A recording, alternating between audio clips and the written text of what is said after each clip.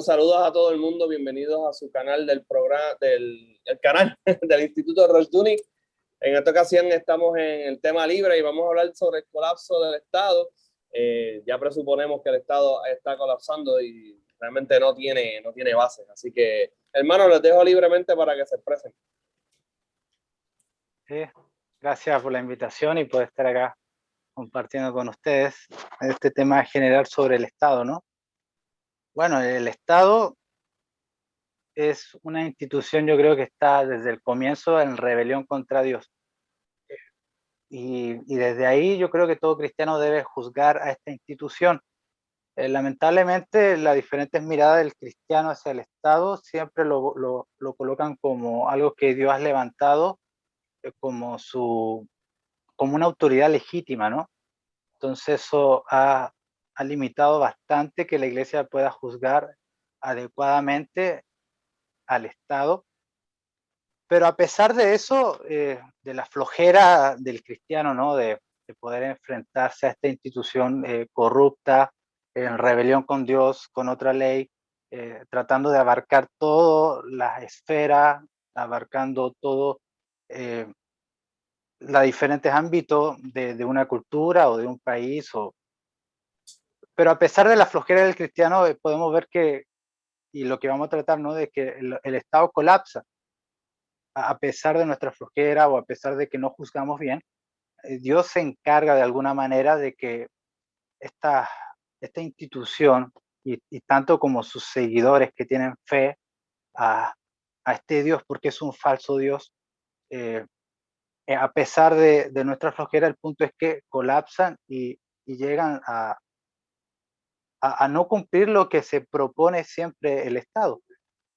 Por eso vemos esta reacción en Sudamérica, el ejemplo de Colombia, ¿no? De la misma gente respondiendo, no pensando como algo fuera del Estado, ¿no? Todos los pueden estar en contra de su actual Estado, pero quieren más Estado, ¿no? Quieren un Estado a la manera de ellos, porque ya ya no le gustan mucho. Así pasa en Chile también, y ahorita cambió la constitución de otro color, ¿no? Y la iglesia también participa en este nuevo color del Estado, ¿no? Pero a pesar de eso, eh, a pesar de sus actualizaciones, va en decadencia y sobre todo Sudamérica, y por lo menos ya tenemos dos países, o bueno, un país que está completamente en decadencia con este mismo concepto, es Venezuela, y Argentina también ya lleva mucha ventaja hacia ese mismo lugar, ¿no? Sobre un Estado que ya no tiene de alguna manera, eh, según lo que se prestinan ellos, ¿no? De poder solucionar la salud, solucionar la educación, el bienestar de la ciudadanía. No pueden, tratan de aprobar esta ley, de aprobar y no pueden. Entonces llegan a este punto de colapsar y, y la gente llega al grado de escapar, ¿no? De intentar de escapar, buscar alivio en otras. Lamentablemente la mentalidad también de los que quieren escapar, quieren buscar alivio en otros estados, ¿no? Ese es otro problema de la mentalidad sudamericana, que las inmigraciones eh, que quieren de alguna manera salir de una condición de un estado horrible, tratan de buscar asilo en otro estado para que le dé también privilegio y sigan la misma conducta. Entonces, empezar por ahí, ¿no? A pesar de nuestra flojera, el Estado también colapsa su fe, la ciudadanía, pero creo que al colapsar ahí debe levantarse ya eh, la voz de los cristianos, ¿no? Para poder ubicar cuál es la salida, porque si no se ubica cuál es la salida, empiezan estas manifestaciones como pasó en Chile y en Colombia. En vez de alguna manera negar esta institución, se empieza de alguna manera a aprobarse más, a creer más en esta institución, pero renovada. Ok, hermano, perdona que intervenga. Entonces quería preguntarles a los demás para que participen con nosotros. Eh, ¿A qué nos referimos entonces aquí con que el Estado está colapsando? ¿Qué queremos decir cuando hacemos esa expresión, que fue una expresión que usó el hermano Lester? Me gustaría que, no sé si usted mismo quiere, hermano Lester, expresarse sobre ella, o si cualquiera de los otros hermanos también quisiera. Incluso usted, hermano José. No, me gustaría que los hermanos participaran y lo que pasa es que estoy también revisando otras cositas. Eh, Hermano Joseph, por favor, comparta un poco y luego yo al final puedo hablar algo al respecto. Por favor. A ver, eh, yo quería más escucharlo, hermanos, pero, pero bueno, siempre me gusta escuchar antes de hablar, pero tengo mucho que decir, así que no puedo evitar hablar tampoco. Eh, Hoy estaba estudiando, yo estoy estudiando economía, ¿no? En mi país le llaman ingeniería comercial. Es una aberración que me da vergüenza decir que estudio ingeniería comercial. Es como, imagínense, ¿cuál es la visión de un ingeniero? O sea, ¿qué es lo que uno espera de un ingeniero? Que construya, que cree, que planifique, ¿verdad? Y que eso funcione. ¿No? Se supone que si que un ingeniero debe tener una estadística de que no sé, de cada 10 puentes que haga, los diez estén buenos, porque imagínense, un puente malo, ejemplo de lo que pasó en México hace poquito, ¿verdad? Es horrible lo que podría pasar si es que hay un margen de error muy alto en la construcción. Entonces, en la visión económica, lo que tenemos acá en Chile y por supuesto en toda Latinoamérica, es que los economistas son planificadores, ¿no? Consejeros del Estado que planifican digamos, predestinan la condición que va a tener la sociedad, cosa que ha demostrado que no, no lo logran. Desde el año 2000, a ver, creo que fue del año 2011, si mal no recuerdo, alrededor 2011, un año más, un año menos, más o menos, por ahí, que nuestro país, Chile, en mi país, está continuamente, cada año, con déficit en las cuentas del Estado, ¿no? En las finanzas del Estado, con déficit. ¿Qué queremos decir con déficit? Que termina con deuda el año entero, ¿no? En vez de terminar con ganancias, que no pueden ser llamadas ganancias, porque, porque son impuestos, ¿no?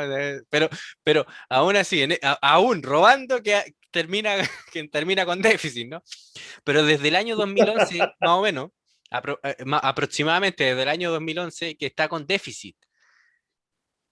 Y se continúa con déficit, y la expectativa o la justificación o la teoría incluso económica busca justificar este déficit. ¿Por qué? Porque es necesario que estemos en deuda para poder financiar las cosas que promete el Estado. ¿Me entiendes? Cada vez que el Estado quiere mantenerse justificado, mantenerse, digamos, que sea una institución válida, necesaria, necesita justificarse. Y para ello, pues se inventa un montón de ministerios y un montón de cosas que hagan depender al pueblo del Estado. ¿No? Y como el Estado, por supuesto, es un ídolo, no es Dios, y no tiene ojos, no tiene manos, no tiene pies, no tiene nada, o sea, no puede hacer nada más que ser representados por unas ratas ladronas que son los políticos, que yo estoy completamente seguro que son así. Hay, aclarar un paréntesis, ¿no? Porque muchos dicen que yo trato muy, muy mal a los políticos, pero hay una especie de escalafón entre políticos, de niveles, ¿no? Y los políticos que están más abajo son aquellos que son inocentes, que creen que pueden en realidad, que tienen, digamos, no tienen malos pensamientos, quieren ayudar a su nación, quieren hacerle el bien, ¿no? Y están convencidos que con la política pueden hacerlo, ¿verdad? Ellos son los que ignoran la realidad, ¿no? Pero los políticos que están ya más en niveles más altos, ¿no? Que ya conocen este mundo, ellos saben que el tema no se trata de eso, el tema se trata de salvarse a sí mismo, ¿no? Es como, este paréntesis para que se entienda esto, ¿no? Para que yo el palo que le doy a los políticos, no se los doy a los que están abajo, porque lamentablemente ellos no saben de qué trata este tema. Bueno, la ilustración que estaba dando con respecto a mi país, a Chile, que está año tras año, desde más o menos el 2011, con déficit, nos muestra que el Estado no ha sido capaz de cumplir, y esto es en toda la región no de Chile, perdón, de Hispanoamérica. Y quiero citar a mi país porque mi país es el más próspero en el sentido del Estado, en las estadísticas del Estado, el más próspero de toda Hispanoamérica. Y lleva desde el 2011 con déficit debido a que las expectativas que tiene el pueblo de parte del Estado y el Estado lo que ha hecho para poder mantenerse justificado, ¿no?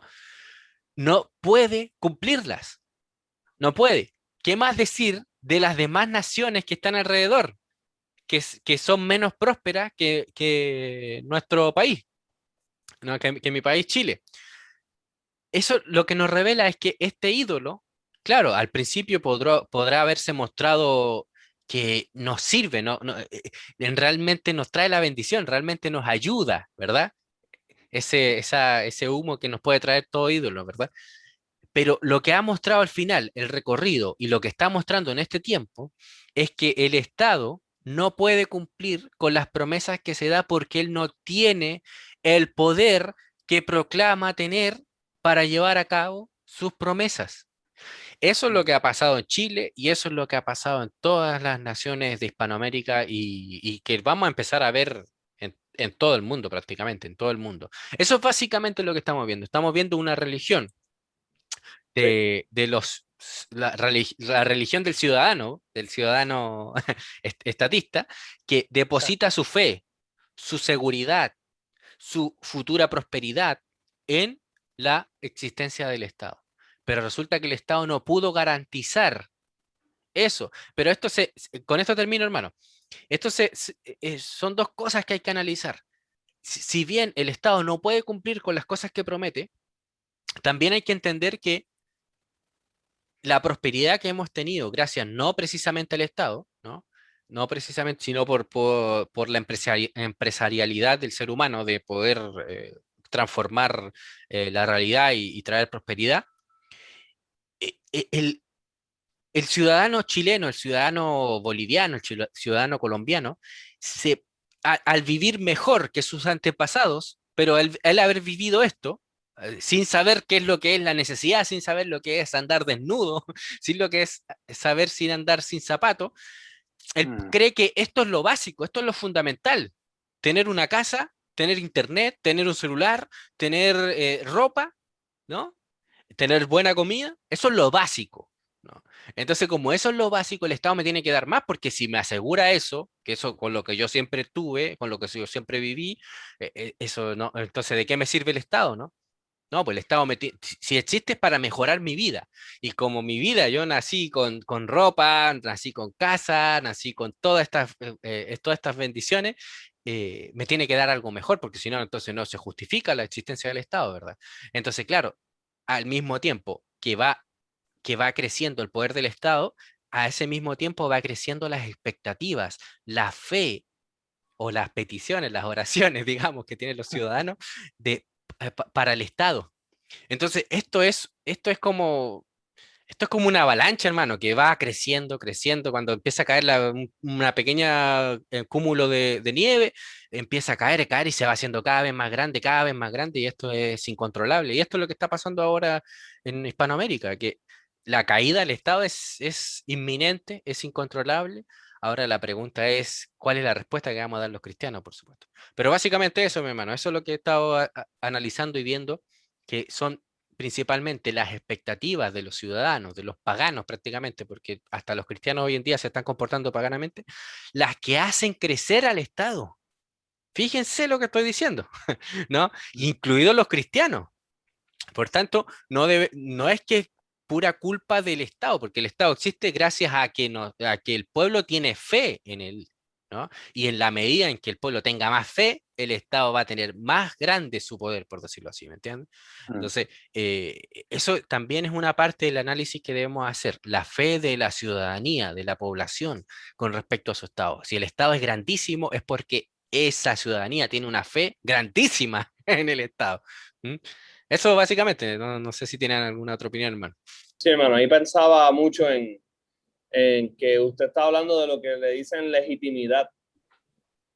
El Estado siempre tiene legitimidad porque hemos puesto la fe en nosotros mismos realmente, en un Dios falso. Yo le llamo al Estado el ídolo de los ídolos, donde tú puedes, es un ídolo que le cabe cualquier otro ídolo adentro y lo hace correr. Es la gasolina, el combustible del ídolo del Estado realmente es nuestro miedo. Son nuestras otras idolatrías las que lo hacen correr. Ahora, hermano, fíjese que estamos hablando a día de hoy, y esto no nos hemos dado cuenta, pero es interesante, ya no hablamos de autoridad, estamos hablando de la legitimidad del Estado. O sea, ya el Estado no es si tiene autoridad o no, eso no importa. ¿Por qué? Porque si el Estado no hace las cosas de manera como se supone que debería hacerla, ya no es legítimo, ya no nos sirve. ¿Me entiendes? Pero Claro, ya la autoridad ya no importa porque a nuestros días, hace 10 años atrás, la autoridad era importante. En el año 2010, en el año 2008, sobre todo aquí en mi país, cuando uno veía un carabinero, un policía en Chile, cuando uno veía un carabinero, uno veía la fe del pueblo, que daba algo de que esa, digamos, persona que estaba investida por esa institución tenía autoridad. Pero hoy en día la palabra autoridad y la idea de autoridad ha sido eliminada. Ahora lo que tiene que ver es la legitimidad y que cumpla con lo que se espera de parte del Estado. Ya no hay autoridad. O sea, la autoridad cada vez ha ido de Dios, ha pasado a las instituciones, a las instituciones más grandes que serían el Estado, y cada vez va descendiendo más hacia abajo, hacia el fondo. Ahora la autoridad la tiene el más holgazán o el que esté más abajo en el estrato social, por decirlo así. Ahí se también, deposita la autoridad. Pero si usted también, también. viaja unos 10, 15 años atrás o 20 años atrás, va a ver que la autoridad estaba en el Estado, ¿no?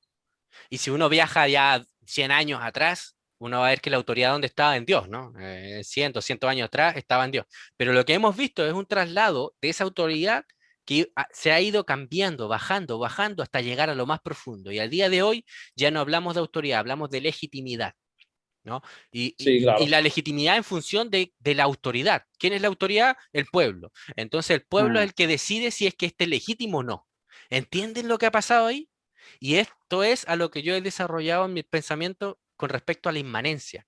La inmanencia cada vez se ha ido traspasando de Dios al Estado y del Estado ya ahora al pueblo en sí mismo, ya a esa masa que nadie la representa, sino cuando se juntan todos y destruyen todo. Esa es la Sí, voz del claro, pueblo. claro. Sí. Y la legitimidad me refería a la excusa por la cual queremos esta cosa que nos dé algo. Entonces, la autoridad también se ha sustituido por la palabra poder. Y la palabra Hermano, poder, ajá, diga, permítame que le interrumpa un momento. Eh, bienvenido.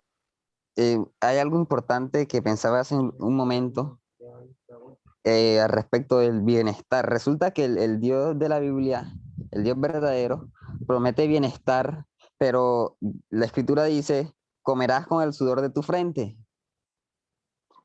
¿Sí? Entonces, mire las implicaciones de cuando esperamos bienestar a costa del Estado. Sí, básicamente trasladamos nuestra responsabilidad y la otorgamos al Estado. Esa es básicamente la fe del estatista.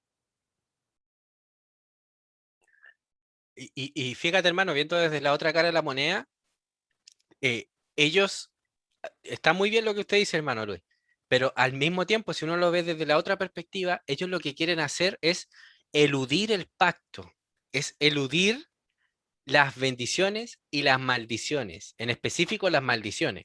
O sea, como yo tengo, según el pacto que Dios ha dado a su creación, a la humanidad, cómo yo obtengo las bendiciones de parte de Dios a través de la obediencia, ¿verdad? De la obediencia a su ley, de la obediencia al pacto. Pero si yo no quiero obedecer a Dios, si yo no quiero obedecer su pacto, su ley, ¿cómo obtengo bendiciones? Pues me invento alguna cosa para intentar saltarme las maldiciones, ¿verdad? Y de ahí viene toda esa fe en el Estado, de ahí también podemos meter la fe en la ciencia, la fe en el humanismo, en las organizaciones. Es lo que hicieron en Génesis capítulo 11, ¿no? La fe que tenían los hombres en construir una torre de Babel y unidos iban a saltarse las consecuencias del pacto, de desobedecer al pacto, las maldiciones. ¿Cómo se saltaban las consecuencias? Pues unámonos y unamos fuerza y a lo mejor podemos con nuestra fuerza saltarnos al pacto, ¿no? Y esa es la esencia del Estado, esa es la esencia misma del Estado y resulta que las maldiciones no han desaparecido. No sé si recuerda, no sé si recuerda a Dostoyevsky cuando dice que el comunismo, el socialismo, es el ateísmo de la Torre de Babel, ¿sí? Es el reino de Dios, pero sin su ley y sin Dios, ¿sí? Es pretender bajar, o sea, ya no es subir al cielo, sino a lo contrario, bajar el reino de los cielos, pero dejando a Dios y su ley. Claro, la Exacto. inmanencia misma. Sí, e igual, hablando un poco también de que la autoridad, como decía yo, se ha bajado a nivel ya del pueblo, del ciudadano. Y hay un caso, ¿no?, de los judíos que me recordó cuando querían poner a Jesús como rey, pero en los términos de ellos, porque Jesús les dio pan, ¿no?, pescado, alimento fácil, fácil. Entonces ellos pensaban, mira, si tenemos a este como rey, vamos a tener bendiciones, pues, o sea, no vamos a trabajar, no va a haber consecuencias. Y Jesús lo primero que hizo fue esconderse de toda esa multitud, porque así no son las cosas. Y vemos la historia, ¿no? Pasaron los años y ¿qué? Se le cayó encima y ahí quedó el pueblo, por no ver los términos de Dios, de cómo es cómo se debe de vivir y cuál es la responsabilidad, ¿no?, de uno. Entonces Jesús rechazó ese tipo de autoridad del pueblo, ¿no? Que ellos decían que Él sea rey. Así Él mismo, Él está rechazando ahora mismo como Jesucristo rey a todas estas gente, ¿no?, que quiere decidir cómo formar el Estado, cómo debe ser el Estado. Dios los rechaza tanto a ellos como a los políticos, ¿no? Por buscar esa alternativa fácil de evitar las maldiciones, ¿no? Claro. Y lo que decía el hermano Yuse es cierto. El Estado se alimenta de nuestra desobediencia al pacto. De hecho, yo diría que el Estado es básicamente lo que llena el hueco de nuestra desobediencia al dominio, porque donde entonces el ser humano no ejerce dominio, pues entonces busca sustituir quién entonces tiene que ejercer dominio, porque alguien tiene que ejercer dominio. Igual que cuando Adán y Eva básicamente le dieron la prerrogativa a Satanás y le entregaron entonces el dominio. Eh, eh, Así hacemos cuando le decimos al Estado que tiene que suplir una necesidad u otra. Eh, eh, Como quiera que lo veamos, hermano, el Estado se alimenta de nuestra desobediencia, de nuestra desobediencia y es una máquina para mí el Estado es una máquina que se alimenta de la prevaricación, no hace otra cosa. El Estado es prevaricación andante. Yo nunca he visto un Estado justo, nunca. Le reto a quien quiera que busque un Estado justo. Es que, hermano, hay que entender que el Estado siempre se nos presenta. Yo me acuerdo, yo siempre cito esta anécdota porque me pasó y me marcó mucho. Cuando estaba estudiando Derecho y me salí de la facultad porque no lo soporté más, no soportaba el ambiente. Pero me acuerdo una vez que el profesor nos estaba ilustrando de cómo se legislaba y el por qué el espíritu de tal o cual ley, ¿no? En este caso. Y él dijo en un momento, mire, el legislador en este caso desconfía de tal o cual persona y por tanto legisla de tal manera. Y me acuerdo que en ese momento una compañera en la sala le pregunta, profesor, ¿y quién es el legislador? Y el profesor le dijo, No, mira, es que la verdad es que el legislador no es nadie, es una abstracción que nosotros citamos, para que, claro, para que suene bonito, para que suene que estamos citando una autoridad, pero no estamos citando una autoridad personal, no estamos citando a Dios, no estamos citando a fulanito, sino que estamos todos claros que en la idea de Hegel, en la razón, en toda esa estupidez, ¿no? que se crearon los humanistas. Entonces, eso se nos presenta en el papel, pero en la realidad, en términos, digamos, materialistas o en términos, digamos, operativos, el Estado es un instrumento y el instrumento que se creó para llevar a cabo la ciudad del hombre. ¿Me entiendes?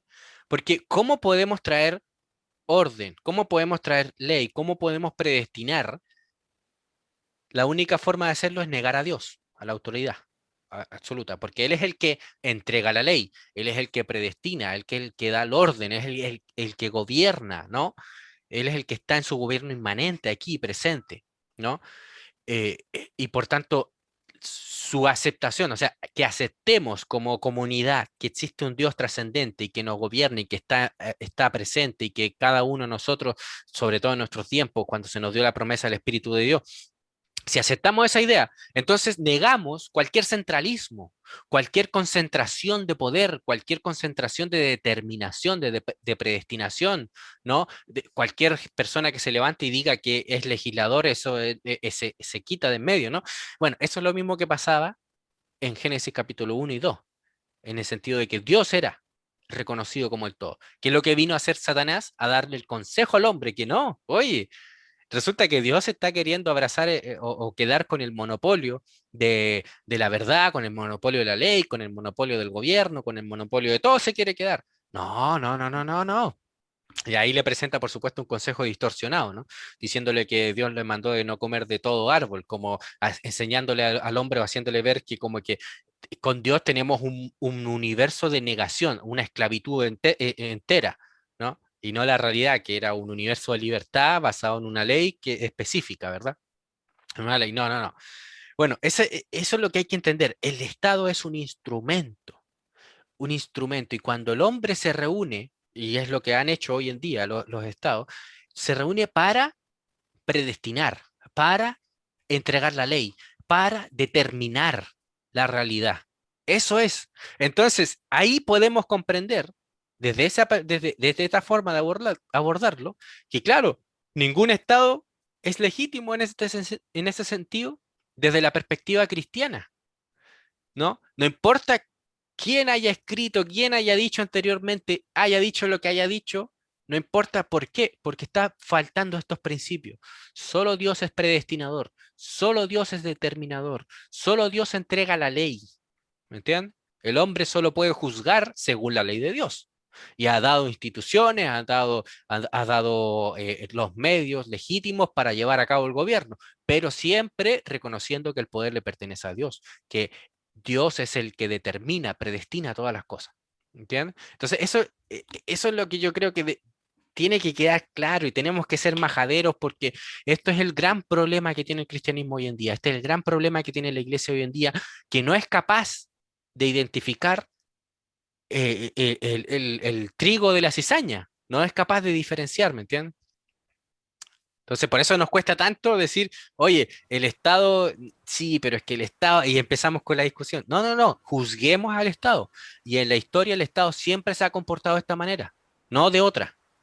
Siempre se ha comportado de esta manera. Entonces, juzguemos por los frutos, no juzguemos por idealismo, porque, no, mira, es que sabes que esto debería ser así, el Estado debería. No, no, no, no es que el Estado debería, juzguémoslo según lo que es, ¿no? Las El cosas reto está son en pie, lo que hermano. son. El reto está en pie, hermano. Le retamos a cualquiera que nos busque un estado justo. Pero es que puede ser Yo, justo, pero justo según quién. Según la palabra del Señor, definitivamente. Eso, hermano, es importante cuando usted pregunta por el estándar, cuando usted pregunta por cuál estándar es justo, ¿sí? Eh, Claro. mire, yo creo que algo importante cuando nosotros nos preguntamos y pretendemos respondernos la pregunta de qué está pasando en nuestras naciones, ¿sí?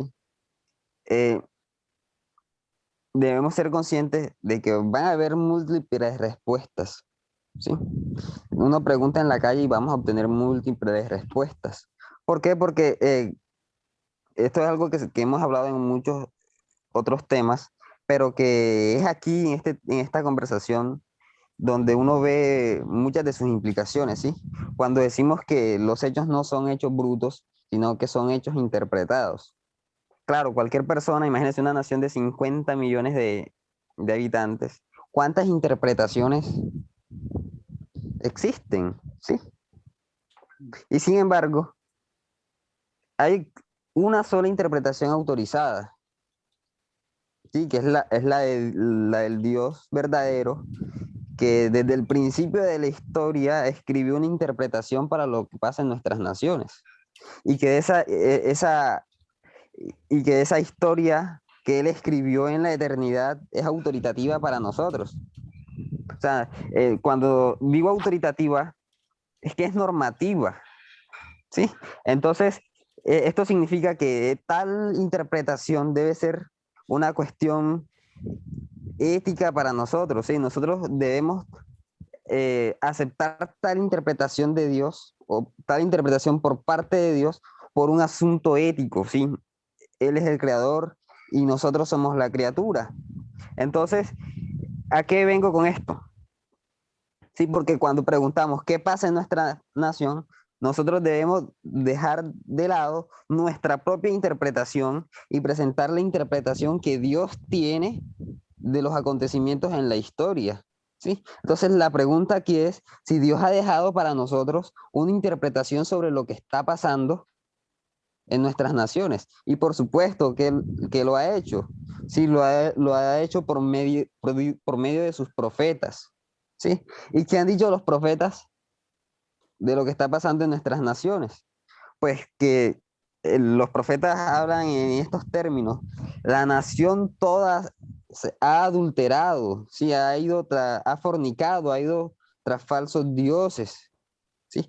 Por allí es donde como cristianos debemos nosotros empezar a responder la pregunta de qué está pasando, ¿sí? Entonces, cuando uno interpreta la historia y los acontecimientos de la nación, de tal forma uno no puede estar de acuerdo con simplemente empezar a contar muertos, ¿sí?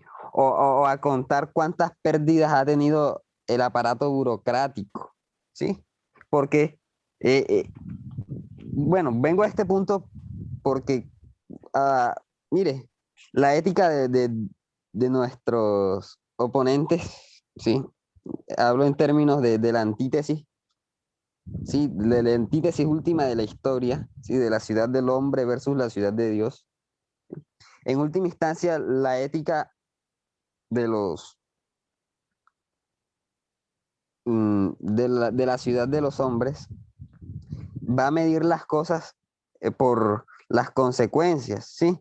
Que si hago esto o aquello, es preferible sus consecuencias, ¿sí? Pero entonces, nosotros como cristianos tenemos un estándar por el cual sabemos qué cosas son malas y qué cosas son buenas antes de que se pongan en marcha, ¿sí?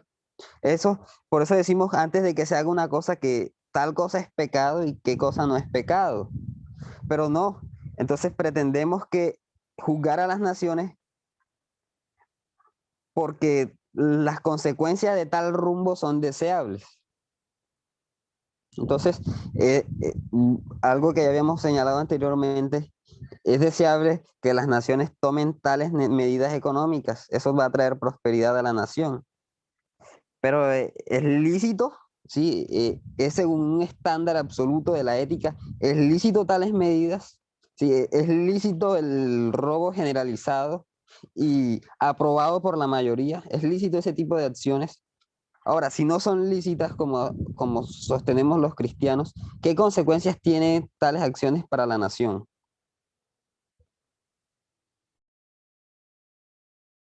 Son de muerte.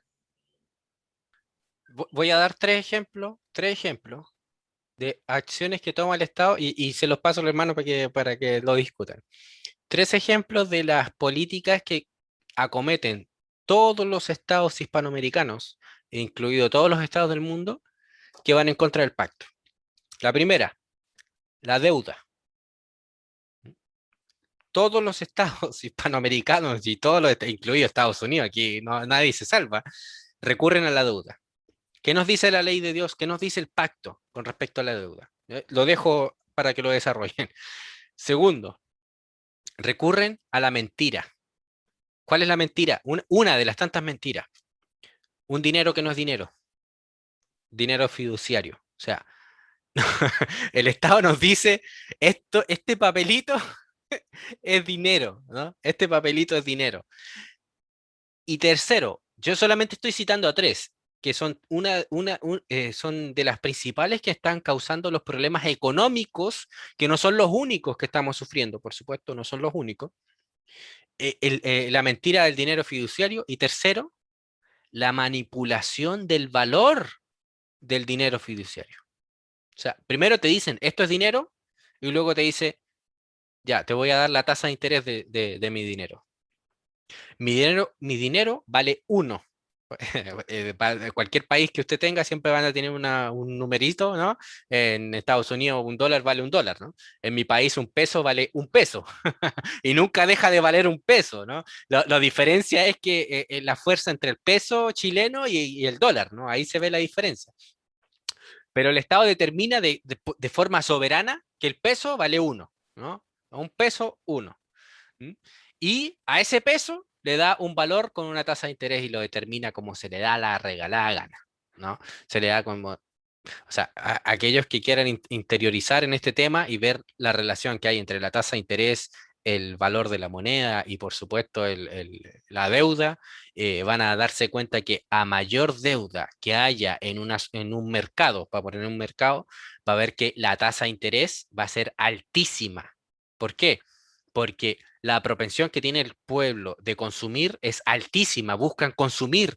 ¿Por qué? Porque no hay ahorro, no existe el ahorro. Entonces la tasa de interés es altísima porque le está dando una señal a la gente que tiene plata, oye, si tú ahorras, vas a tener una tasa de interés altísima. Esto es lo que te dice la realidad que Dios, nuestro Señor, creó. Pero ¿qué dice el Estado con respecto a la realidad? Pues me limpio la zanja con la realidad. ¿Y saben qué? Bajo la tasa de interés al mínimo, o sea, a negativos incluso, cuando todo el mercado está endeudado. ¿Qué esperamos de ello, hermano? ¿Qué esperamos de eso? O sea, hay que ser, no sé, es que hay que juzgar con otro estándar, no con la palabra. O sea, la palabra de Dios la tiramos lejos. Eso que usted menciona, hermano, no sé si los hermanos quieren comentar, pero eso es la institucionalización de quebrar el mandamiento, no dará falso testimonio. Las balanzas injustas, los pesos injustos, son mentira institucional.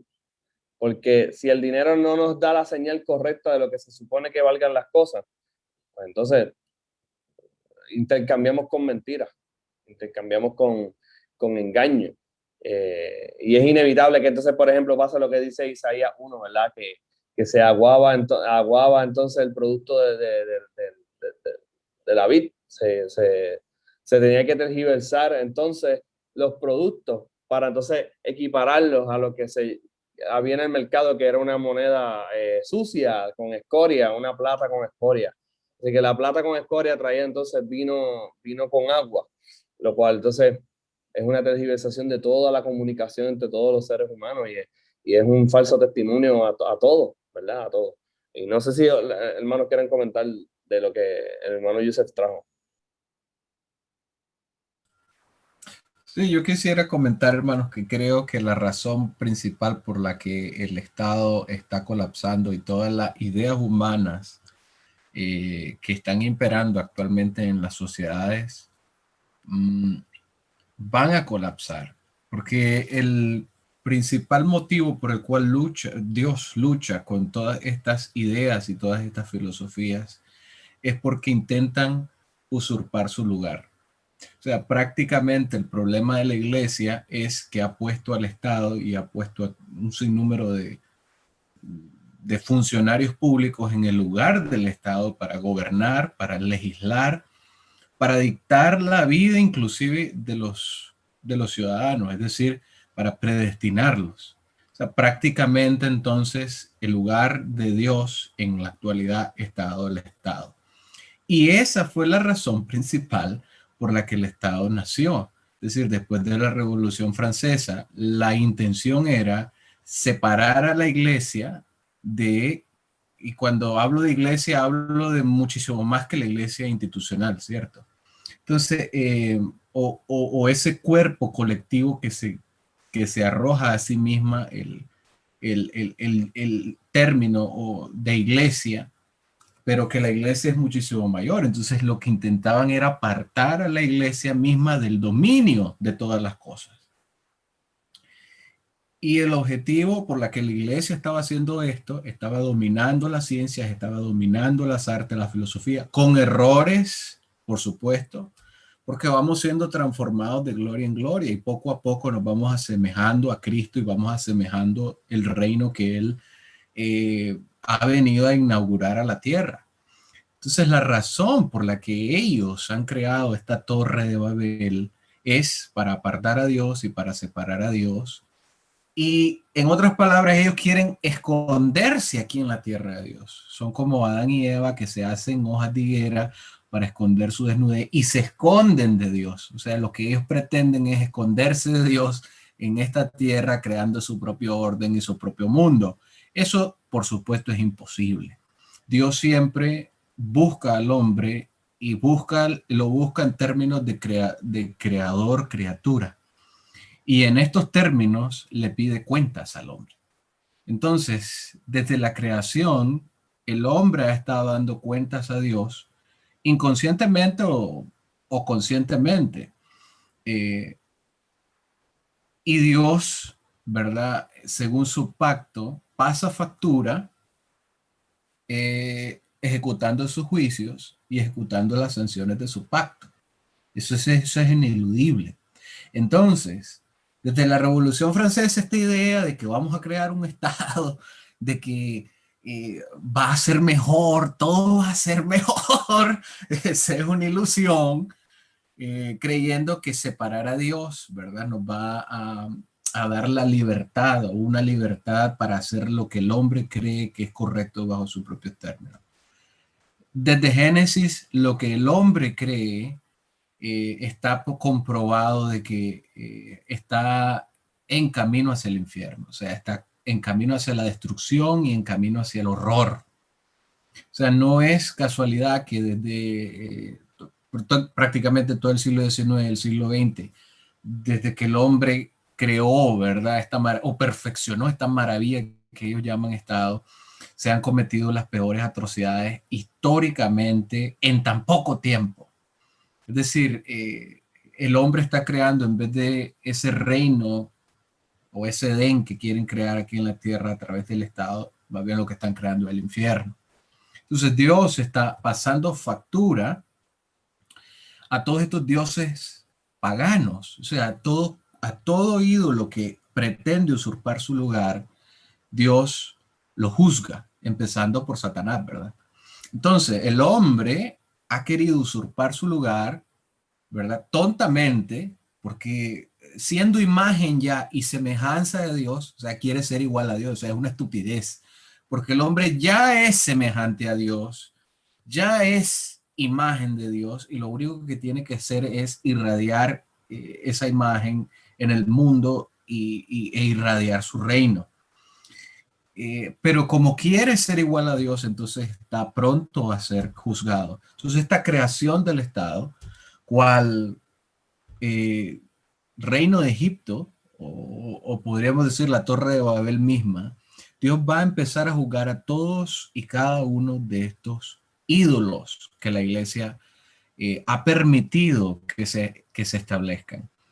Y ese juicio empieza por la casa, empieza por nuestra iglesia. Por eso esa es la idea de tener este tipo de conversatorio en el Instituto Rushdoony, porque no es que estamos hipócritamente sentados en un pedestal diciéndoles a toda la iglesia que se van a ir al infierno. O sea, no estamos diciendo que toda la iglesia es un inútil y que no sirven para nada. Lo que estamos haciendo es diciéndole a la iglesia, vuelvan al pacto. ¿Por qué? Porque si no volvemos al pacto y seguimos permitiendo que estos ídolos sigan reinando en nuestro corazón y que sigan reinando en el mundo, Dios va a juzgar a la iglesia.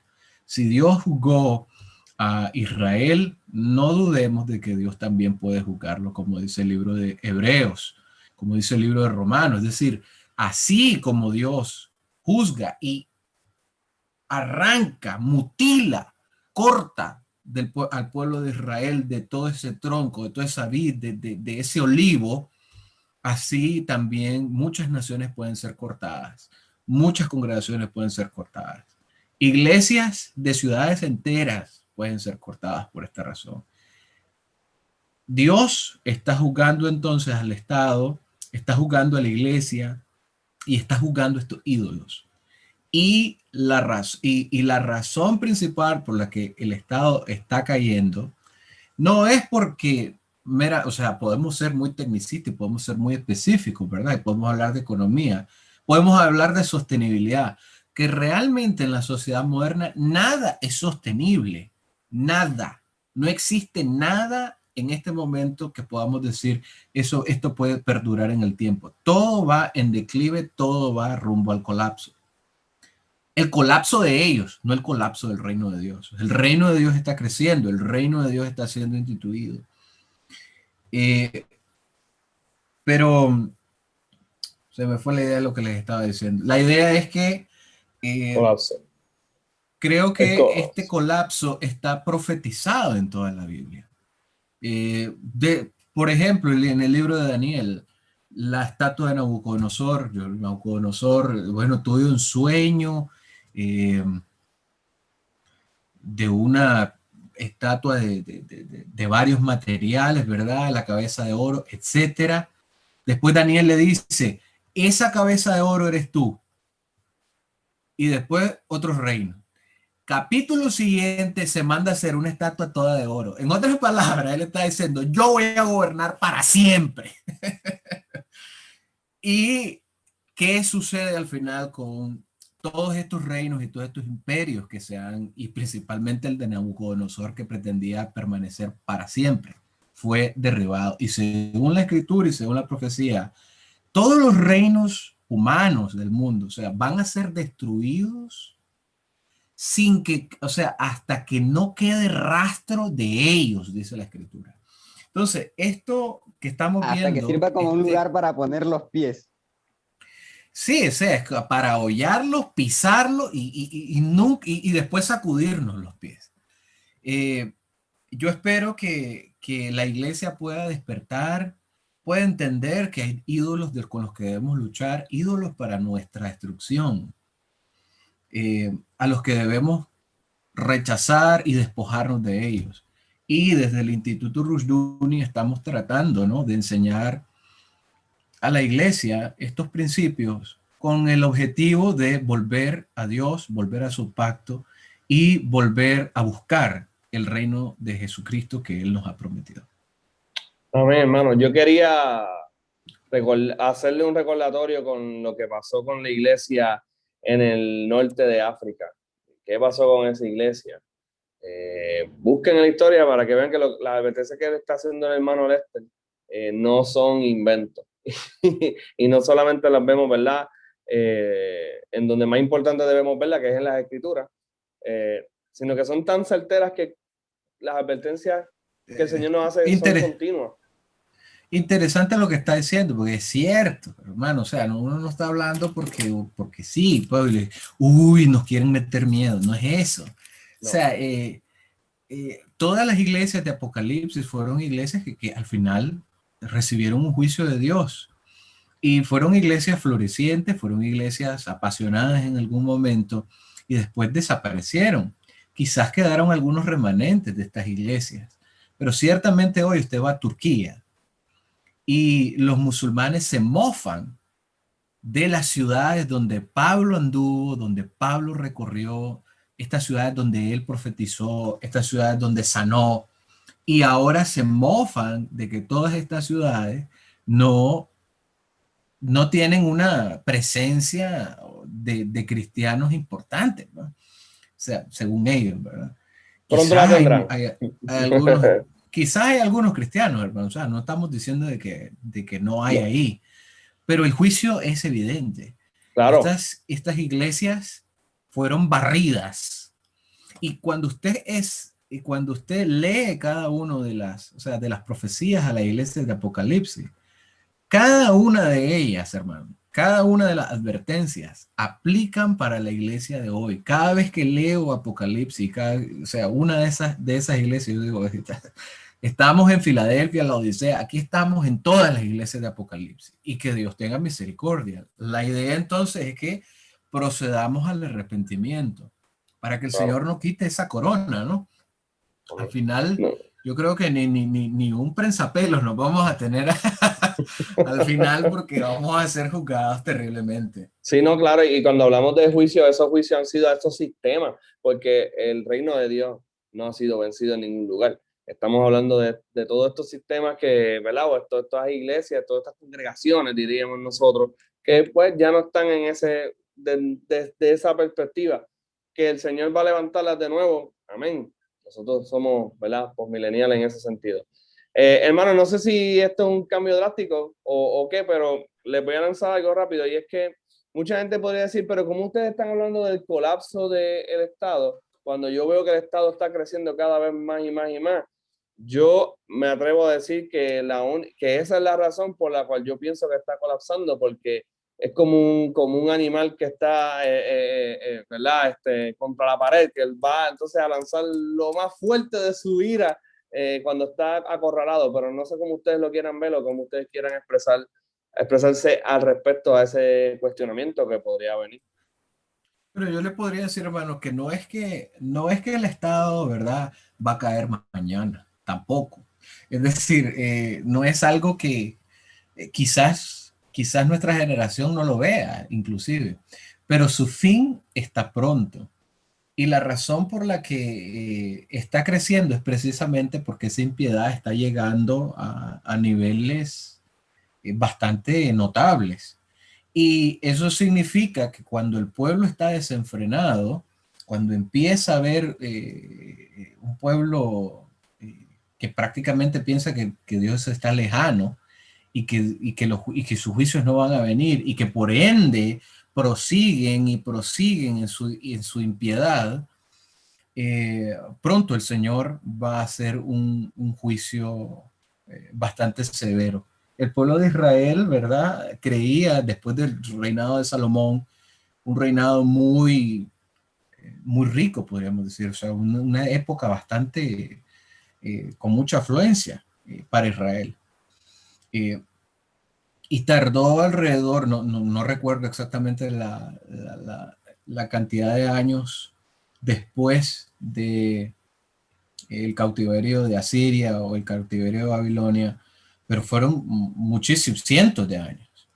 Y usted puede decir, ok, pero si este parece que da para más, o sea, parece que el Estado da para más, así como la monarquía en Israel dio para más, pero eso no significa que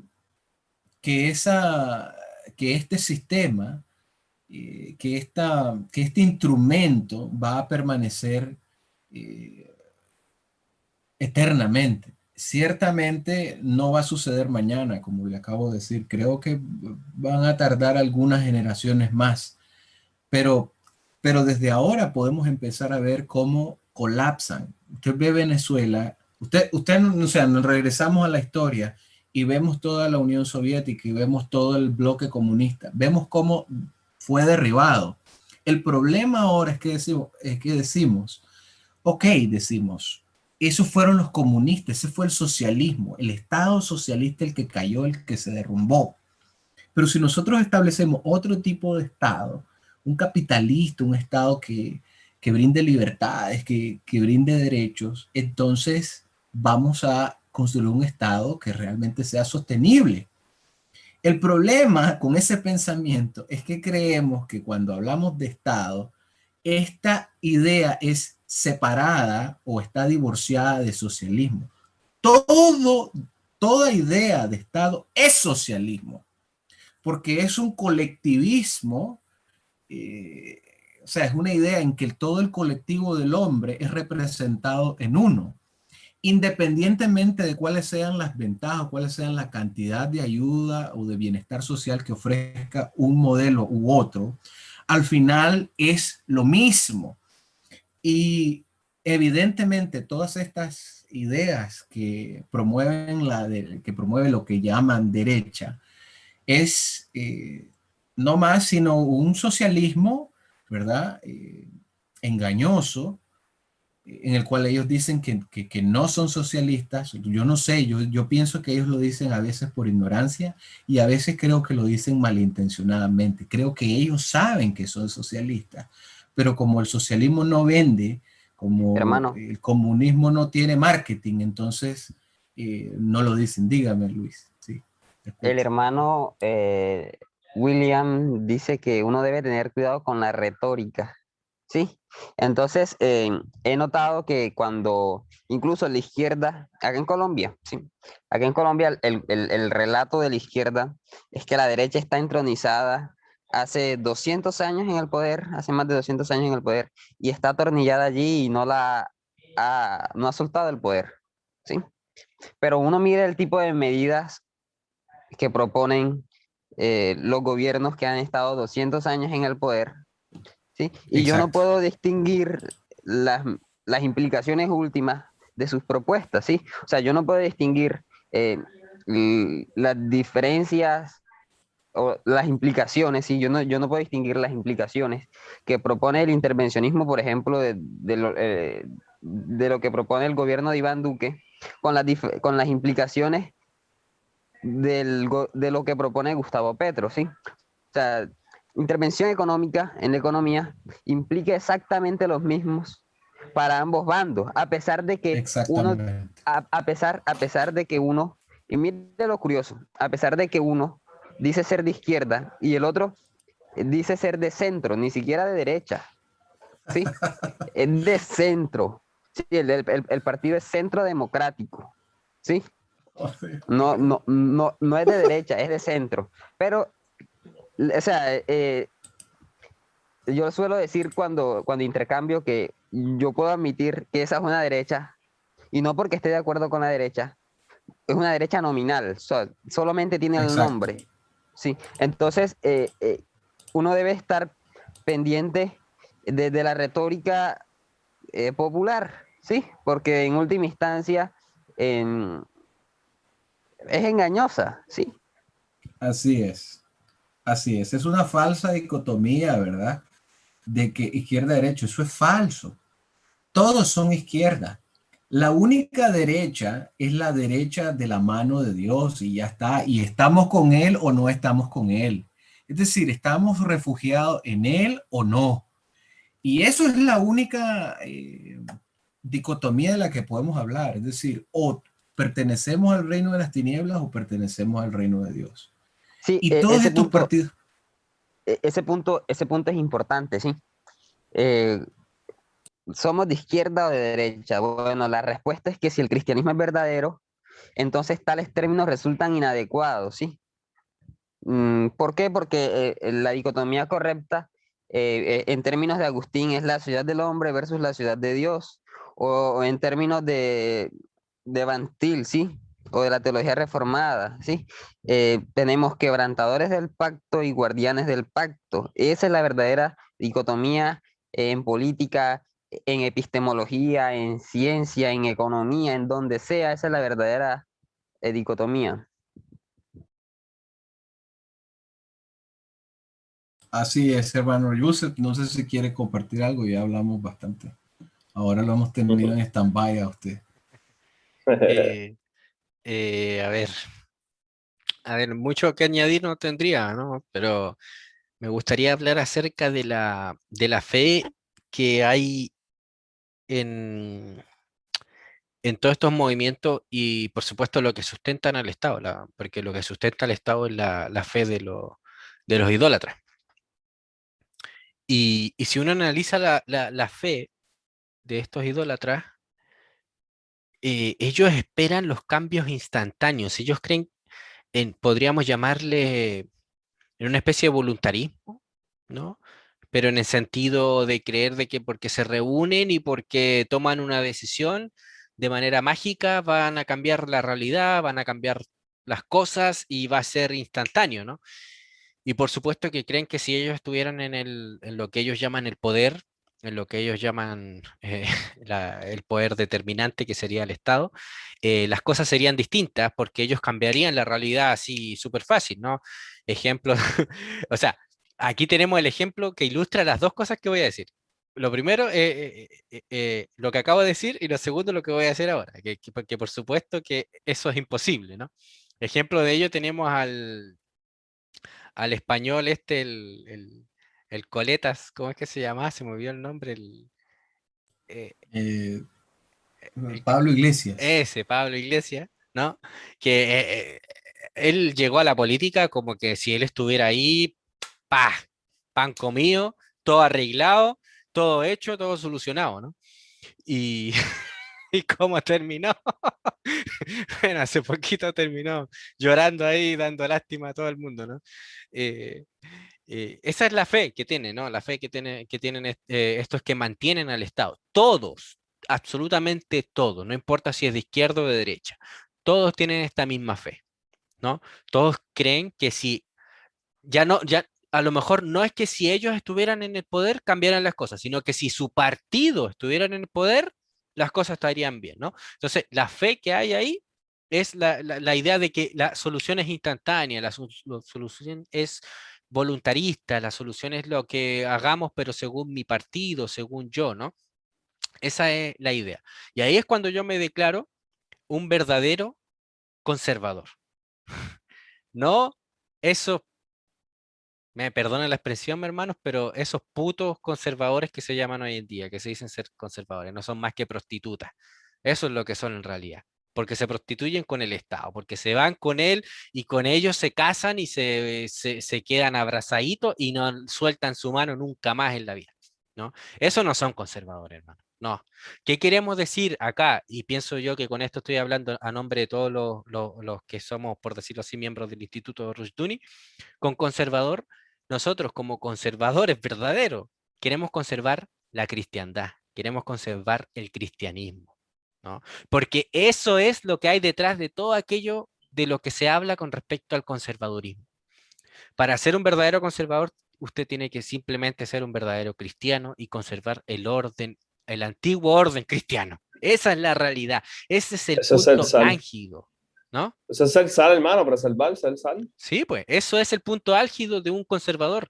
Y por tanto, que venga un conservador en hablarme en términos abstractos, en términos neutrales, váyase usted a hablarle a su abuela, a mí no me venga a meter cuento chino, váyase de aquí. ¿Sí? Porque usted no tiene nada que ver con el conservadurismo, no tiene nada que ver con eso, ¿no? El conservadurismo es cristiano y punto. El conservadurismo está con Cristo y su bandera, su gobierno, su inmanencia, su trascendencia, su poder, su ley. Si no está con eso, usted no es ningún conservador, ¿no? Entonces, bueno, era para dejar en claro de por qué me declaro conservador, ¿no? Entonces, fíjense, con esto ya llevo al punto al que quería llevar.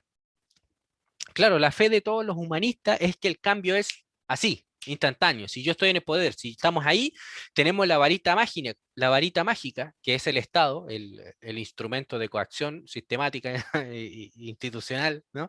Eh, si estamos ahí, cambiamos la realidad, ¿ya? Pero ¿qué dice el cristiano? No es con brazo, no es con brazo de carne, no, sino es con ¿qué? Con el Espíritu de Dios que cambiamos la sociedad, que cambiamos nuestro mundo.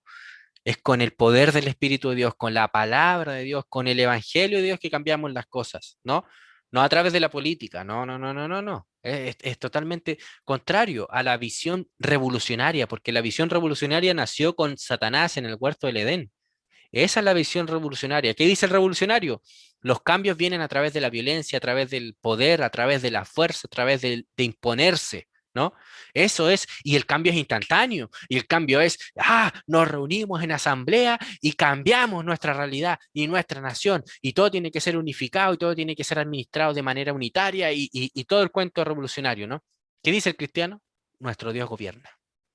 Nuestro Dios gobierna y por tanto nosotros le obedecemos, enseñamos y discipulamos. Y ahora ahí se muestra el contraste extremo, hermano, tremendo. Y es por eso que yo hace varios años atrás, al entender esto de manera muy simple, en aquellos días simplemente lo vislumbré, dejé el liberalismo clásico y dejé esa politiquería estúpida al darme cuenta de que la revolución es la que cree que los cambios son a través de el brazo del hombre y que los cambios son instantáneos. No, hermano.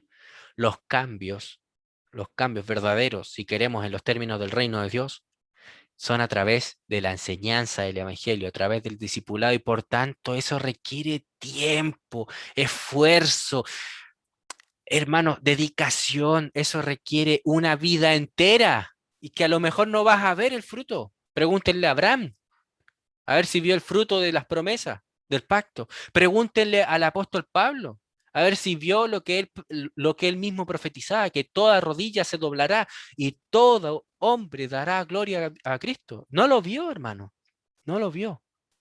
Pero ¿cuál es la fe del humanista? Que como niegan la trascendencia, como niegan la distinción creador-criatura, entonces está todo determinado por él.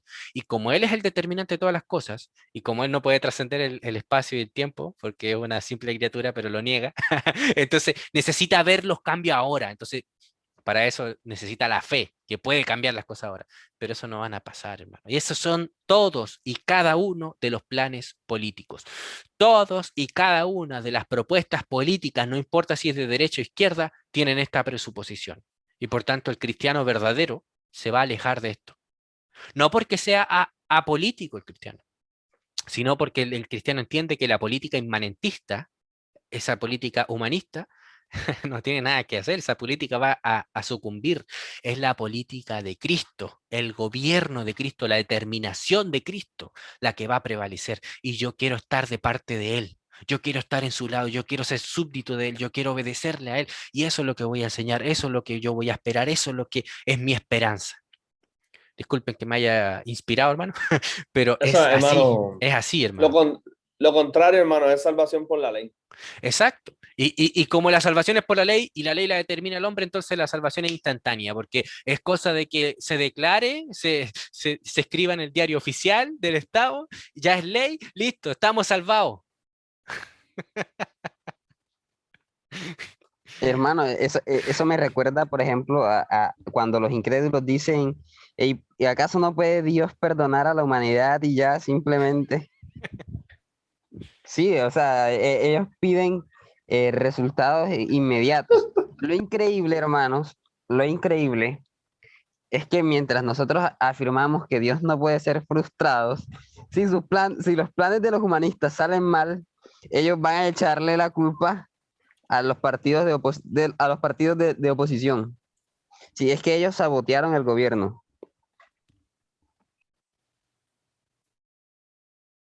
Hay una clase de chivo expiatorio, hermano. Sí, es un chivo expiatorio. Claro.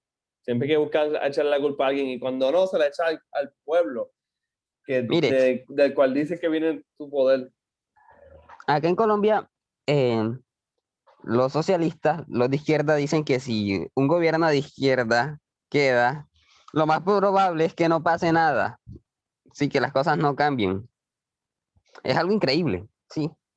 Es algo increíble porque, o sea, si uno sabe que las cosas que uno va a hacer de partida no van a dar resultados, si no hay un fruto, uno no las hace, ¿sí? El asunto es que ellos dicen que vale la pena intentarlo, ¿sí? Para hacer algo diferente, ¿sí? O sea, y no va a funcionar, según ellos, porque hay un complot internacional de la derecha, el imperialismo, ¿sí? Ay, hermano, tan peor que los premileniales No, es dispensacionales. absurdo, o sea, es absurdo. Pero Hermano, ¿sabes cuál es? no es curiosidad, no es casualidad que nuestro contexto escatológico en general en Latinoamérica es pesimista. Sí, de eso va todo de la mano. Sí, claro. Sí, claro, ellos son los primeros pesimistas al decir de que nuestro plan de gobierno realmente no va a cambiar nada. Pero por lo menos lo vamos a... ¡Qué absurdo! Y sabe otra cosa, hermano. Lo más triste de todo es que la población, los votantes, escuchan estas cosas y no las analizan. Es decir, están como lobotomizados, es decir, como que la sociedad, la gente ha perdido la capacidad para razonar, para pensar y para analizar estas realidades, para analizar sus discursos y para analizar sus incoherencias. Y la gente sigue comprando este mismo, este mismo sistema una y otra vez, elección tras elección. ¿Y cuándo entonces va a cambiar eso? ¿Cuándo realmente vamos a poder ver un cambio de perspectiva y dirección si la gente no tiene una renovación de la mente? Y la manera en cómo, o sea, yo lo que le estoy diciendo es que la única manera de que la gente pueda cambiar su manera de pensar y que, no, y que deje de comprar estos discursos ridículos de los políticos y de aquellos que perpetúan o pretenden perpetuar el Estado es el Evangelio. Solo el Evangelio verdadero, ser un Evangelio con una doctrina sana, es que puede cambiar la mentalidad de toda una nación, de renovar su mente y de transformar de gloria en gloria sus pensamientos, poco a poco ir pensando los pensamientos de Dios después de él, como decía Bantil. Y la iglesia no está en ese negocio en este momento. La iglesia no está en el negocio de la renovación de la mente de toda una nación. La iglesia más bien está, más bien en su quehacer, está perpetuando este estado de infantilismo mental que tiene toda una sociedad. Más bien los está abstrayendo, ¿cierto? A que se reúnan en un local, en un edificio al que llaman erróneamente iglesia, y no los están discipulando para este cambio de mentalidad allá afuera, porque allá afuera es donde ellos pasan 6 días a la semana, 24 horas al día, e invierten mucho más esfuerzo afuera en su trabajo, en sus estudios, en su quehacer, en la cultura. Ellos invierten más esfuerzo, más tiempo, hasta el 85% de su tiempo lo invierten afuera de lo que ellos llaman iglesia, que es ese edificio, y ese tiempo en la iglesia se reduce nada más a, qué sé yo, 6 horas, 8 horas semanales, y prácticamente los preparan para, por un lado, el rapto, o dos, los preparan para ser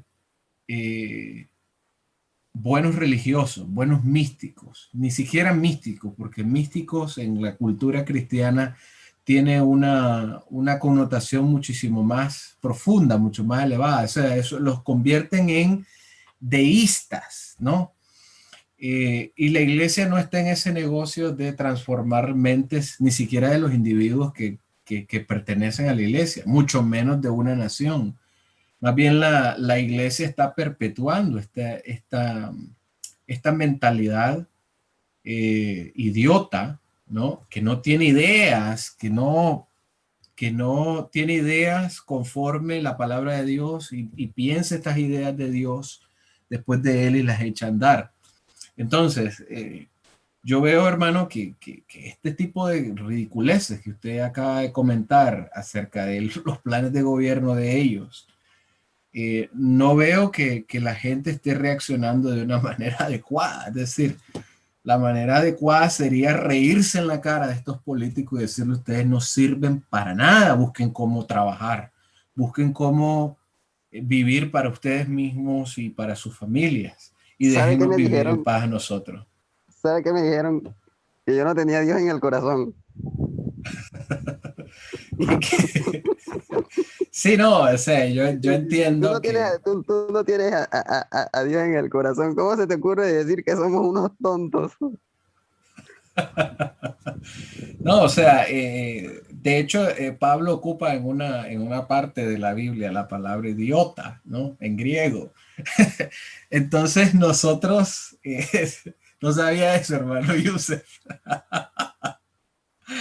Le estoy diciendo, hermano, que el hermano Luis Felipe acaba de decir, pues, de que la izquierda ha reconocido de que sus planes de gobierno, ellos están conscientes de que no van a cambiar nada, ¿ya? Pero que al menos ellos quieren intentarlo. Ellos quieren intentarlo y veo cómo la población, la ciudadanía vive comprando una y otra vez estas mentiras y estas ridiculeces, porque la iglesia no les enseña a pensar, es decir, no los disipula de tal manera que llegue a una renovación de la mente. No está en el negocio de la renovación de la mente de la nación, la iglesia.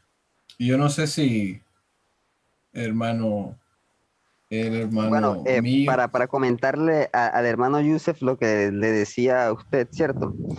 El hermano Yusef decía algo sobre el plan inmediato de mejora, así una esperanza que pretende esperar unos resultados inmediatos. O sea, eso es algo que no tiene sentido, ¿cierto?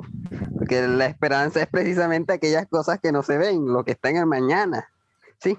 Pero el punto es que los políticos pretenden, decía el hermano Yusef, resultados ya. Si yo pongo mi presidente y ya tengo los resultados, decía el hermano Yusef.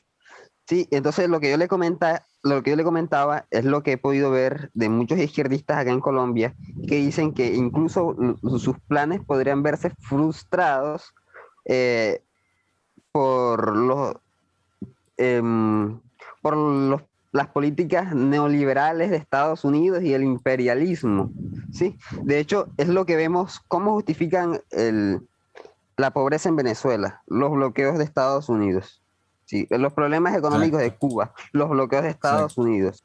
Sí, entonces, y ellos tienen una excusa que dicen es capaz de frustrar sus propios planes.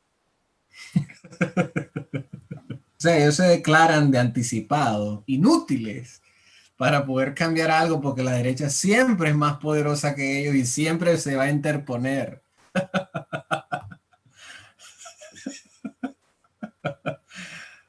Es absurdo, hermano, es absurdo. El pensamiento victimista. Sí, pues, Claro, pensamiento de que el enemigo siempre gana y por tanto como yo soy vulnerable, yo soy el legítimo de gobernar. Sí, esa es la postura de la izquierda, por lo menos acá en Chile, aunque siempre en Chile ha estado a la izquierda desde hace 20 años más o menos. Eh, bueno, hermano, no sé si hay algo más que comentar, alguna cosa más que opinar al respecto. no, yo creo que damos las conclusiones nada más. Yo quisiera concluir que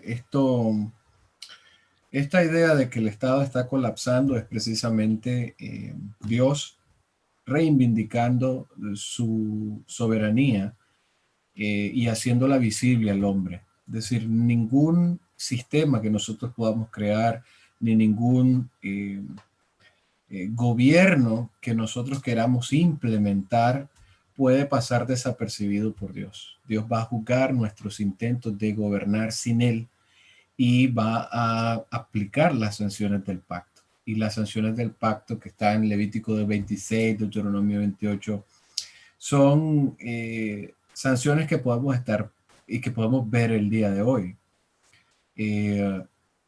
Muerte, pobreza, guerra, hambre, miseria. Eso lo podemos ver palpablemente en nuestras naciones en Hispanoamérica. Siempre se escuchan rumores de guerra en Hispanoamérica todo el tiempo. Mi país es un país muy aguerrido en Nicaragua. El socialismo mismo ha sido parte de esa realidad histórica. Y todo eso es precisamente un juicio a nuestras naciones. Y por eso o sea, y ese juicio es justo y es santo. Y ese juicio al final va a traer bendición para las naciones. Es decir, yo más bien estoy pidiéndole al Señor, júganos con tu júzganos con tu justo juicio, para que tu reino venga a la tierra, para que tu reino pueda florecer, pueda ser expandido en la tierra y en nuestras naciones de Hispanoamérica. Entonces, para que ese estado desaparezca, debemos estar también nosotros como cristianos y como iglesia reivindicando a Dios en la sociedad, reivindicando a Dios en la iglesia, que al final es esta gran nación multiétnica mundial que le pertenece a Jesucristo. Si nosotros no hacemos esto, hermano, entonces también la iglesia va a sufrir estas consecuencias por no arrepentirnos de esa idolatría y esa infidelidad contra nuestro rey. En la historia del cristianismo, desde entonces, desde Cristo hasta nuestros días, siempre que han habido grandes, digamos, entre comillas, revoluciones o problemas o, o- o guerras o cosas así, siempre ha estado la iglesia o siempre estuvo la iglesia para aconsejar, para restaurar y para dar la alternativa, ¿no? Para dar la autoridad, para señalar, mejor dicho, la autoridad. Hoy en día, desde el nacimiento de los estados modernos, no existe la iglesia en ese sentido, para dar una señal, para dar un mensaje, para traer una palabra, para señalar quién es la autoridad y cuáles son los términos de la autoridad. Ya no está, ¿no? Está nominalmente, pero no está verdaderamente. Y ese es el problema que tenemos, ¿no? Porque, ¿qué pasa si el Estado cae hoy en día? ¿Qué pasa si el Estado se derrumba? ¿Cuál es la alternativa? ¿Cuál es la guía? ¿Dónde están aquellos que van a dar la verdadera interpretación, el verdadero camino, el que va a señalar el camino a la justicia y la verdad? Ese solamente es la iglesia, y ese es el rol de la iglesia, columna y baluarte de la verdad, la sal y la luz de este mundo. Entonces, si la iglesia no está haciendo sal y luz de este mundo, si la iglesia no es columna y baluarte de la verdad, el Estado va a caer, sí o sí, de eso no quepa duda. Pero si uno analiza las profecías de Daniel, cada vez que una bestia caía, nacía una bestia más poderosa, ¿no? Nacía una bestia más terrible, culminando con Roma, ¿verdad? Culminando con Roma, que era la más horrenda de todas, se nos dice según Daniel, que no era indescriptible. De modo que como iglesia tenemos la gran responsabilidad de que cuando caiga el Estado, tengamos la capacidad de responder y de estar, voy a usar una palabra que no me gusta porque la usan mucho los estatistas y los socialistas, pero estar a la altura de la circunstancia, ¿no? Estar a la altura de la circunstancia, verdaderamente, en sentido verdadero, no en el sentido que lo usan los socialistas, porque para los socialistas estar a la altura de la circunstancia es apegarse al Estado y dar más Estado, ¿no? No, estar a la altura de la circunstancia en el sentido de la altura de Cristo, a la medida y la estatura de nuestro Señor Jesucristo y de su ley, ¿no? Eso es lo importante que debemos tener. Y una cosa como postmilenialista, y los postmilenialistas en la historia han errado tanto en este sentido particular, ¿no? Eh, Hermano, el nacimiento del Estado conllevó el nacimiento del desarrollo armamentístico como nunca antes en la historia se había visto. ¿Qué nos dice Isaías en su capítulo 2, versículo 3 al 4? Se nos dice que en la predicación del Evangelio, en la difuminación del mensaje de Cristo, dice el versículo 3, dice, y vendrán muchos pueblos y dirán, venid y subamos al monte de Jehová, a la casa del Dios de Jacob, y nos enseñará sus caminos y caminaremos por sus sendas, porque de Sión saldrá la ley y de Jerusalén la palabra de Jehová. Y fíjense lo que dice el 4. Y juzgará entre las naciones y reprenderá muchos pueblos, y volverán sus espadas en rejas de arado y sus lanzas en hoces. No alzará espada nación contra nación, ni se adiestrarán más para la guerra. ¿Y qué es lo que hemos hecho, hermano? Aquí, la fe postmilenista no es de ahora, es de antes. Pero los postmilenialistas, lamentablemente, al haber justificado el Estado, estaban justificando con ello todo lo contrario a la predicación y a la expansión del reino. ¿Que en qué iba a resultar? en que las espadas se iban a transformar en arados. ¿Y qué es lo que ha hecho el Estado? Precisamente todo lo contrario. En vez de ir disminuyendo la belicosidad de los pueblos, la ha aumentado. Y eso es una de las muchas señales que deberíamos ver, analizando, juzgando según el pacto, de que el Estado es totalmente una bestia y que no es según el orden de Dios, por supuesto, y que no va a cumplir la escatología determinada por el Dios Trino, sino que es, por supuesto, un fruto del juicio de Dios sobre su pueblo, al haber dejado de ser sal y luz de este mundo.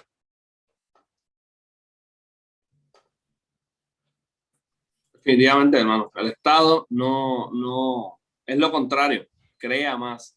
Ahora es ficticio, no, los pueblos no quieren lanzarse a la guerra, solamente que usamos esta cosa que hemos creado, este ídolo, que necesita alimento, necesita comer, necesita combustible.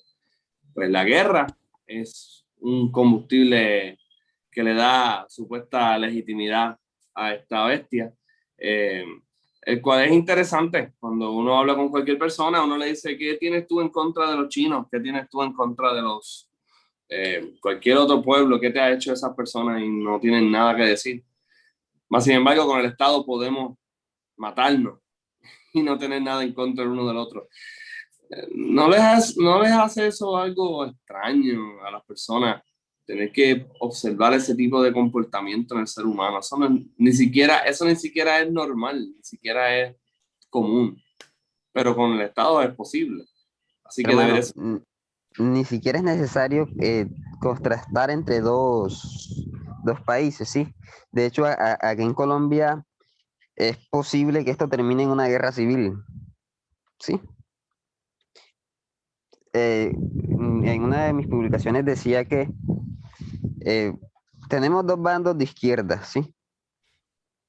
Mientras que uno utiliza el pueblo como carne de cañón, los otros utilizan las fuerzas militares como carne de cañón contra los del pueblo. Sí, entonces, ¿y qué tiene el uno contra el otro? Aparentemente nada, pero la consecuencia de criar un cuervo como el Estado es que va a crecer y le va a sacar los ojos a todo aquel que le dio de comer.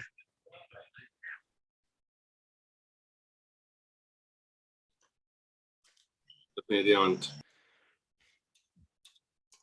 Que eso es lo que dice la escritura, ¿verdad? Hacernos ídolos para la destrucción.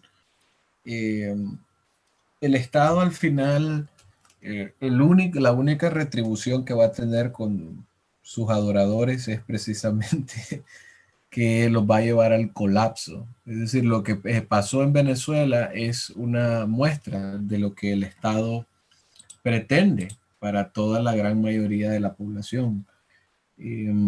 Y esa gran minoría, esa pequeña minoría que está ahí en el Estado, ellos son los que viven bien, ellos son los que tienen mejores oportunidades, ellos, o sea, de igualdad no se trata este asunto, eso se trata de un corazón egoísta y pervertido del hombre.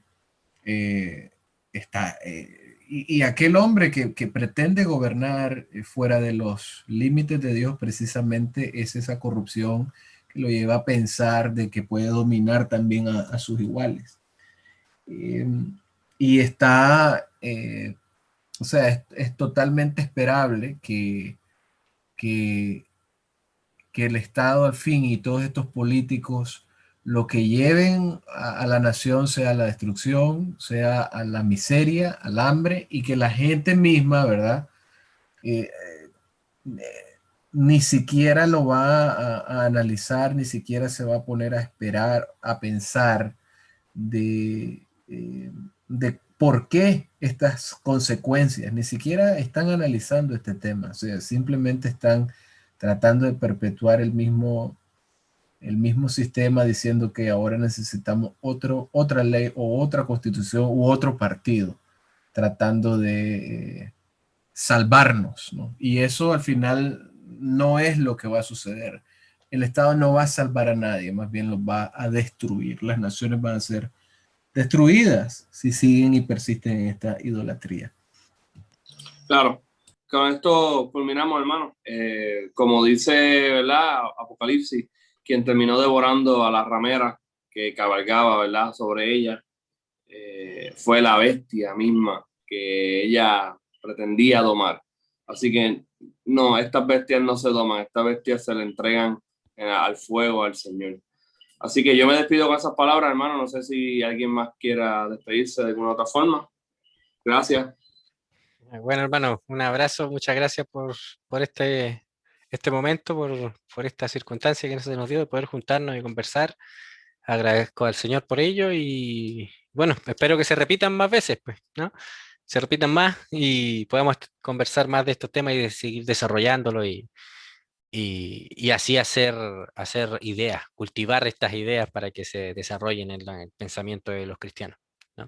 Y sobre todo en nosotros, ¿no? Porque aquí nosotros estamos, ¿para qué andar con cosas? Estamos recién descubriendo estas cosas y por más que llevemos 3, 5 años, 6 años descubriendo estas cosas, no son más que un segundo en la historia del cristianismo. ¿No? Un abrazo, mi hermano, y que Dios les bendiga y gracias por la oportunidad de poder compartir con ustedes estos temas. Gracias, hermano. Hasta luego. Dios bendiga.